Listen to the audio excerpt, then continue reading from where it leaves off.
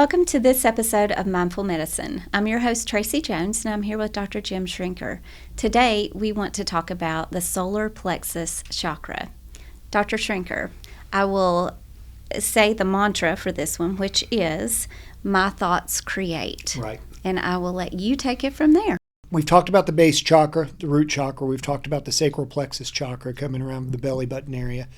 The solar plexus is right from the solar plexus area, right, where the xiphoid process meets the abdomen there. Very busy, probably one of the more complicated ones medically that there are. But it's about thoughts create, but it's also about yourself. If I had to distill this down, it's how am I relating to the world? So this is about you. This is about what you think, what you do. This is the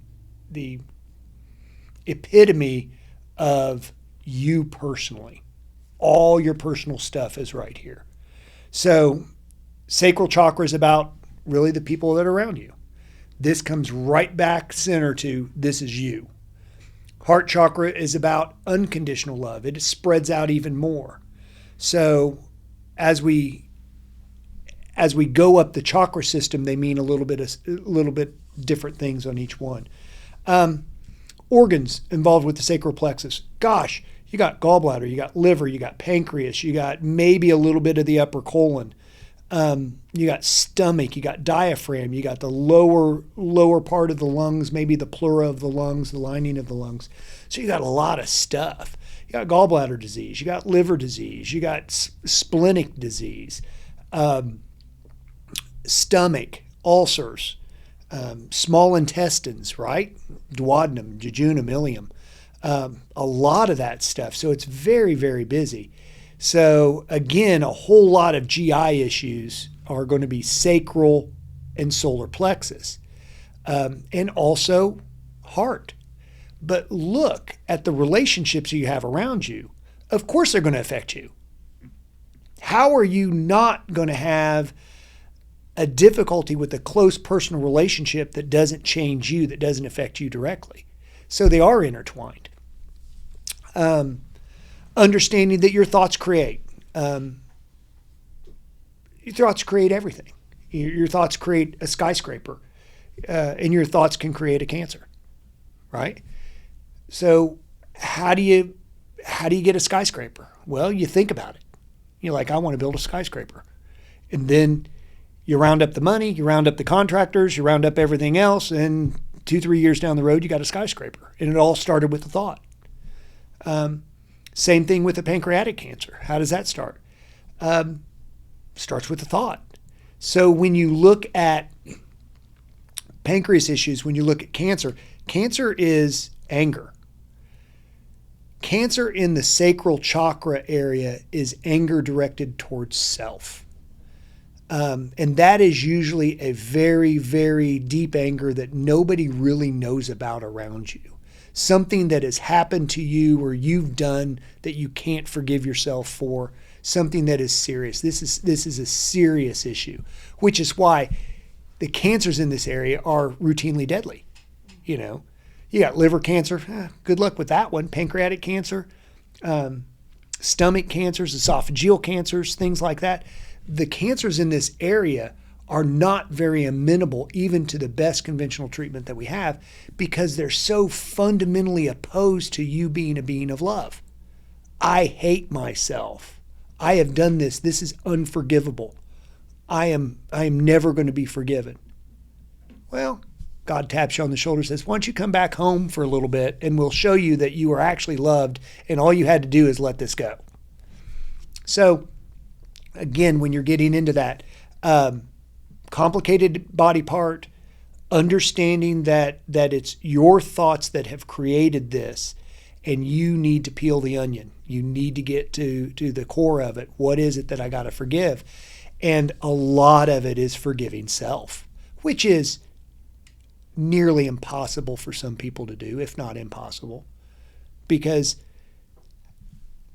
you know, how would God love me if he knew what I did? Well, I think he knew you were going to do it before you did it, you know. How can I be forgiven for this? This is horrible. It's pretty simple. You're forgiven. Oh, wait.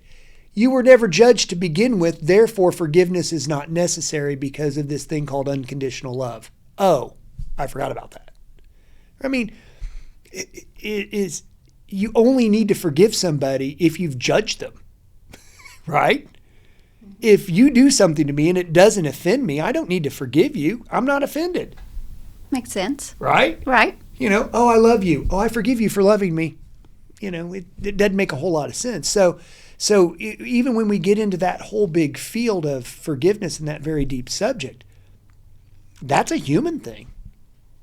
God doesn't forgive us because he doesn't hold a grudge against us to begin with. He knew we were going to do what we were going to do because he created us, right? So, you get into all these different aspects of that, but that's where it boils down to, is that sacral chakra, and that's why everything there is so important to your health. So, are there other emotional issues that patients will exhibit when they're in your office over this chakra? Yeah. Personality-wise, they're going to have a pretty heavy dose of self-deprecation, holding themselves responsible. A lot of those issues come from repression of those sensations. So if you're a very perfectionistic individual, right, you're going to have a little bit of OCD, right, because you're a professional. So a little bit of OCD, a little bit of perfectionism, and then all of a sudden you do something that isn't perfect. That individual doesn't blame other people, usually. That individual will go, okay, what could I have done better? Why couldn't I do it? Something as simple as mowing the grass and the line's off a little bit. I need to straighten that up. I mean, these are the games that these people play in their brain every single day. I'm out doing my errands. All right, I have to stop here and then move there and then go here and then do this because it's the most efficient route. And if it doesn't happen that way in these individuals, it's like, man, I need to do that again, or I need to do it. And it's not so bad OCD that you're flipping a light switch on 15 times. That's not that type of OCD. The type of OCD that I'm talking about is people that want to be perfect in every aspect of their life, yet fall short of it because, we're human. So then they tuck that in and they put that out, and then the layer and a layer and a layer of that self-deprecation, the layer of that guilt or that shame or whatever. And then you wake up one day and you got an ulcer. You wake up one day and you got a bad gallbladder. Your liver's, fatty infiltration of the liver or something like that. Again, didn't start yesterday. How many decades ago did it start? At birth, at puberty. So when you start seeing personality issues like that, then you can get people to make that slight shift to where their trajectory is markedly different a year down the road, 2 years down the road, but just a slight shift. Even if that slight shift is, I don't want you to change your behavior, I just want you to laugh about it, right. And don't take it personally. Oh gosh, the lines on the yard are not perfectly straight. Why am I worried about that? Simple things like that. So just bringing it to your attention, understanding that that's who you are. You don't need to change. You just don't need it to affect you negatively. Right. And I guess some people can focus on it and then it kind of spirals down. Right. And they just can't let it go. Right. And then, yeah. And then that builds on real disease. But at any point along that disease process, forgiveness can happen. Enlightenment can happen. And you can change the trajectory of that pancreatic cancer. Right? If